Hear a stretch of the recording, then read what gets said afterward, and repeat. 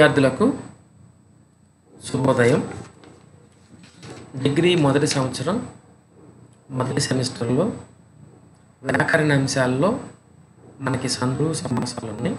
వాటి నుండి ఈరోజు పరిశీలిద్దాం. సంధి అంటే పూర్వ పరాస్వరములకు పరస్వరం ఏకాదేశంపైన సంధియానం బడి మొదటి పదం చివరి అచ్చు, రెండో పదం మొదటి అచ్చు వచ్చి కలవటాన్ని సంధి అంటూ ఉంటారు. మనకి సంధులు తెలుసుకోవాలంటే కొన్ని పారిభాషిక పదాలు తెలిసి ఉండాలి. అందులో నిత్యము, సంధి ఖచ్చితంగా జరగటాన్ని నిత్యము అంటారు. రెండవది నిషేధము, సంధి జరగకపోవటాన్ని నిషేధం అంటారు. అలాగే సంధి వైకల్పికం, ఒకసారి జరిగి మరొకసారి జరగకపోవటాన్ని వైకల్పికం అంటారు. బహుళము, సంధి అనేక విధాలుగా జరగటాన్ని బహుళము అంటారు. నిత్యము, నిషేధము, వైకల్పికము అన్ని విధము. లోపము, సంధి జరగకపోవటాన్ని లోపం అంటారు.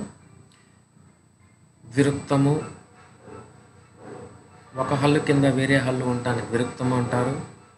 సంయుక్తము, ఒక హల్లు కింద అదే హల్లు ఉండటాన్ని సంయుక్తము అంటారు. విరుక్తము, ఒక హల్లు కింద అదే హల్లు ఉండటాన్ని ద్విత్వము అంటారు. సంయుక్తము, ఒక హల్లు కింద వేరు హల్లు ఉండటాన్ని సంయుక్తము అంటారు. ఆగమము అంటే అదనంగా రావటాన్ని ఆగమము అంటారు. ఇలా మనం పారిభాషిక పదాలని చూడవచ్చు. తర్వాత పూర్వస్వరం, మొదటి పదము చివరి అచ్చును పూర్వస్వరము అంటారు. పరస్వరము, రెండవ పదం మొదటి అచ్చును పరస్వరం అంటారు. ఇంకా సరళములు, పరుషములు, పరుషంగా ఉచ్చరించే వాటిని పరుషములు అంటారు. కాచాట తాప. సరళములు అనగా తేలికగా ఉచ్చరించే వాటిని సరళములు అంటారు. గాజాడా దాబ. ఇక సందుల్లోకి వెళ్తే సంస్కృత సందుల్లో మొదటి సంధి సూత్రం మనం దిగువ క్లాసుల్లో కూడా నేర్చుకొని ఉన్నాం కాబట్టి అందరికీ వచ్చింది. సవర్ణం అనగా ఒకే అక్షరమనే అర్థము. ఆ ఈ ఊ రూలకు సవర్ణములు పరమైనచో వాని దీర్ఘములు ఏకాదేశం మగును. ఇందులో దేవాలయం, దేవా ప్లస్ ఆలయము, అటు ఇటు ఆ అనే అచ్చులు ఉన్నాయి. సంధి జరిగేప్పుడు దీర్ఘంగా వచ్చిద్దని. కవీంద్రుల్లో వీలో అటు ఇటు ఒకే అచ్చులో ఉన్నాయి. విడతీసినప్పుడు కవి ప్లస్ ఇంద్రుడు, అక్కడ కలిసినప్పుడు దీర్ఘము ఈగా వచ్చిందని. అలాగే గుణసంధి, అకారమునకు ఈ ఊరులు పరమైనచో క్రమముగా ఏవో అర్లు ఏకాదేశమగును. అంటే మొదటి పదము చివరి అచ్చు ఆ ఉండాలి. రెండవ పదం మొదటి అచ్చులో ఈ కానీ, ఊ కానీ, రూ కానీ ఉంటే సంధి జరిగేప్పుడు ఏ, ఓ, అర్ అనేవి వరుసగా వస్తూ ఉంటాయని. రాజా ప్లస్ ఇంద్రుడు రాజేంద్రుడు, మానవ ప్లస్ ఉత్తముడు మానవోత్తముడు, దేవ ప్లస్ ఋషి దేవర్షి. తర్వాత వృద్ధి సంధి సూత్రము అకారమునకు ఏ ఐలు పరమైనచో ఐకారము, ఓ అవులు పరమైనచో ఔకారము ఏకాదేశమగును. మొదటి పదం చివర ఆ అచ్చు ఉండాలి.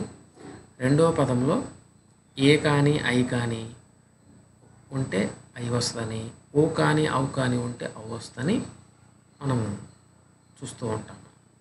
ఏక ప్లస్ ఏకైక, దివ్య ప్లస్ దివ్యౌషధము, దేశ ప్లస్ ఔన్నత్యము దేశ ఔన్నత్యము. నెక్స్ట్ తర్వాతది యణాదేశ సంధి సూత్రము ఈ ఊరులకు అసవర్ణమైన అచ్చులు పరమైనచో క్రమముగా యావారాలు ఆదేశమగును. మొదటి పదము చివర ఈ ఊ రు ఉంటే రెండవ పదంలో అసవర్ణ అచ్చులు ఉంటే ఈకి సంధి జరిగేప్పుడు ఈకి యా వచ్చిద్ది, ఊకి వా వచ్చిద్ది, రూకి రా వచ్చిద్ది. అతి ప్లస్ అంతము అత్యంతము, అణు ప్లస్ అస్త్రము అణ్వస్త్రము, పితృ ప్లస్ ఆజ్ఞ పిత్రాజ్ఞ. ఇంకా తర్వాత తెలుగు సందుల్లో చూస్తే అకార సంధి.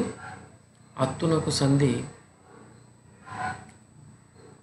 బహుళముగా నగును. రెండోది ఇకార సంధి. ఏమ్యాదుల ఇత్తునకు సంధి వైకల్పికంగా నగును. మూడవది ఉకార సంధి. ఉత్తునకు అచ్చు పరంబగునప్పుడు సంధి అగును. అనగా మొదటి పదం చివర దీర్ఘం లేని ఉండి రెండో పదంలో ఏ అచ్చు అయినా ఉంటే సంధి ఖచ్చితంగా జరిగింది. రాముడు ప్లస్ అతడు.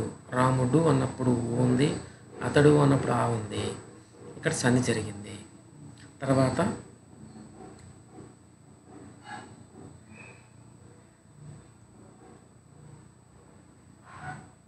సమాసాలకు వెళ్ళినట్టయితే మనకి ఒకటి రెండు పదములు కలిసి కొత్త అర్థాన్ని చెప్తూ ఉంటే దాన్ని సమాసం అంటారు. ఇందులో ద్విగు సమాసం అన్నప్పుడు మొదటి పదంలో మనకి సంఖ్య ఉండాలి అని. ఉదాహరణకి ముల్లోకములు, మూడైన లోకములు, మూడు సంఖ్యగల లోకములు, సప్త సముద్రాలు, ఇలా చెప్పవచ్చు. దీని తర్వాతది ద్వంద్వ సమాసం. రెండు పదాలు కూడా నామవాచకాలు అయి ఉంటే దాన్ని ద్వంద్వ సమాసం అంటారు. రామలక్ష్మణులు, తల్లిదండ్రులు, అన్నదమ్ములు. తర్వాత బహువ్రీహి సమాసం. ఇచ్చిన పదం కన్నా అన్య పద అర్థప్రధానమైన దానిని బహువ్రీహి సమాసం అంటారు. విగ్రహవాక్యంలో కలది కలవాడు, లేనిది లేనివాడు వస్తూ ఉంటుంది. ఉదాహరణకి ముక్కంటి, మూడు కన్నులు కలవాడు ఈశ్వరుడు. పద్మాక్షి, పద్మము వంటి కన్నులు కలది. ఇలా మనము బహువ్రీహి సమాసానికి చెప్పవచ్చు. ఇక కర్మధారయ సమాసాలకు వస్తే విశేషణ పూర్వపద కర్మధారయ సమాసం. మొదటి పదంలో విశేషణం ఉంటే దాన్ని విశేషణ పూర్వపద కర్మధారయ సమాసం అంటారు. రెండో పదంలో నామవాచకం ఉండాలి. ఉదాహరణకి నల్ల గుర్రము, వృద్ధ కపోతము మొదలైన చెప్పచ్చు. ఇందులో విగ్రహవాక్యం రాసేటప్పుడు అయినా, అగు అనే పదాలు వస్తూ ఉంటాయి. తర్వాత విశేషణ ఉత్తర పద కర్మధారయ సమాసం. మొదటి పదము నామవాచకము, రెండో పదము విశేషణంగా ఉన్నట్లయితే దాన్ని విశేషణ ఉత్తర పద కర్మధారయ సమాసం అంటారు. పురుషోత్తముడు, ఇక్కడ పురుషుడు అనేది నామవాచకము, ఉత్తముడు అనేది విశేషణము. రెండవ పదంలో విశేషణం ఉంది కాబట్టి దీన్ని విశేషణ ఉత్తర పద కర్మధారయ సమాసం అంటారు. వృద్ధ కపోతము, కపోత వృద్ధం. వృద్ధము అనేది రెండవ పదంలో విశేషణంగా ఉంది కాబట్టి ఇది కూడా విశేషణ ఉత్తర పద కర్మధారయ సమాసం అంటారు. విశేషణ ఉభయ పద కర్మధారయ సమాసం. రెండు పదాలు నామవాచకాలు అయి ఉండాలి. ఉదాహరణకు మృదు మధురము, మృదువైన మధురమైన రెండు విశేషణాలే. శీతోష్ణము, శీతలమైన ఉష్ణమైన. ఆ తర్వాత సమాసము ఉపమాన పూర్వపద కర్మధారయ సమాసం. రెండో పదాన్ని మొదటి పదంతో పోలిస్తే, ఉపమేయాన్ని ఉపమానంతో పోలిస్తే మొదటి పదంలో ఉపమానం అంటే ఉపమాన పూర్వపద కర్మధారయ సమాసం అంటారు. తేనె మాట, తేనె అనేది దానితో మాటని పోల్చారు కాబట్టి విశేషణ పూర్వపద కర్మధారయ సమాసం.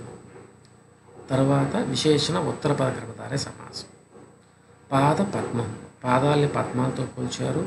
పద్మాలు అనేది ఉత్తర పదంలో ఉంది కాబట్టి విశేషణ ఉత్తర పద కర్మధారయ సమాసం. దీని తర్వాత మనకి తత్పురుష సమాసాలు విభక్తి ఆధారంగా నిర్ణయించబడతాయి. ఇందులో మనకి దొంగ భయము, దొంగల వలన భయము పంచమీ తత్పురుష సమాసము. అలాగే రామబాణము, రాముని యొక్క బాణము షష్ఠీ తత్పురుష సమాసము. అలాగే మాటల నేర్పరి, మాట అందు నేర్పరి సప్తమీ తత్పురుష. ఇక చివరగా వస్తే నైతత్పురుష సమాసం. అంటే ఒక పదానికి ముందు సమాసంలో ఆ ఉండి విగ్రహవాక్యంలో వ్యతిరేకార్థాన్ని చెప్తూ ఉంటే అన్యాయము, న్యాయము కానిది, ధర్మము ముందు ఆపెట్టి అధర్మము, ధర్మము కానిది, ఇలా మనము తత్పురుష సమాసాలని, నైతత్పురుష సమాసాలని చూడవచ్చు. ఇకపోతే ఒకప్పుడు పదమిచ్చి సంధి పేరు విడతీసి సంధి పేరు సూత్రం రాయమనేవాళ్ళు. కానీ ఇప్పుడు అలా కాకుండా సమాసం ఇచ్చి విగ్రహవాక్యం సమాసం పేరు రాయమనేవాళ్ళు.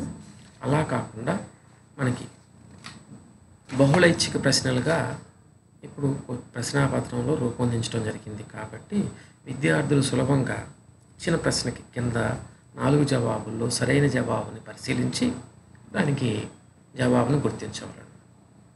సవర్ణ దీర్ఘ సంధి అంటే వాళ్ళు సూత్రం ఇచ్చి సవర్ణ దీర్ఘ సంధి అని అన్నప్పుడు మనం ఆ ఈ ఊరులు 4 కనపడినప్పుడు సవర్ణ దీర్ఘ సంధిగా మనం గుర్తించవచ్చు. అలాగే ఓ పదం ఇచ్చి ఇది ఏ సంధి అన్నప్పుడు సవర్ణ దీర్ఘ సంధిని ఆ దీర్ఘము, ఈ దీర్ఘము, ఊ దీర్ఘము, రూ దీర్ఘాలు ఉంటే సవర్ణ దీర్ఘంగా మనం గుర్తించవచ్చు. దీని తర్వాత గుణసంధి. గుణసంధిలో మనకి పదాలకి ఏత్నం కానీ ఓత్నం కానీ, ఏత్నము ఓత్నము లాంటివి కనపడితే మనం దాన్ని సవర్ణ దీర్ఘ సంధిగా, గుణసంధిగా గుర్తించవచ్చు. అలాగే విగ్రహవాక్యంలో మనకి సంఖ్య ఉంటే దిగు సమాసమని, పేర్లు ఉంటే ద్వంద్వ సమాసమని ఇలా గుర్తిస్తూ సందులకి 4 మార్కులు, సమాసాలకి 4 మార్కులని మనము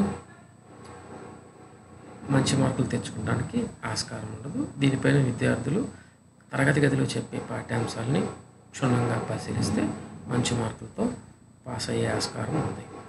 ధన్యవాదాలు.